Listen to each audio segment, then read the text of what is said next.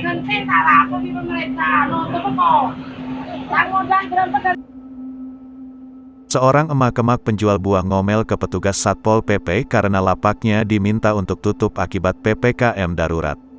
Terlihat, emak-emak tersebut mengungkapkan kekesalannya karena merasa dihalangi untuk berjualan dan mencari nafkah. Ia juga protes karena dijaga oleh banyak petugas saat berjualan.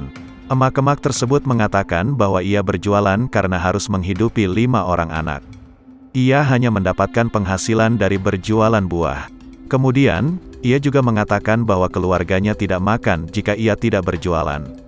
Petugas Satpol PP yang ada di lokasi hanya bisa diam.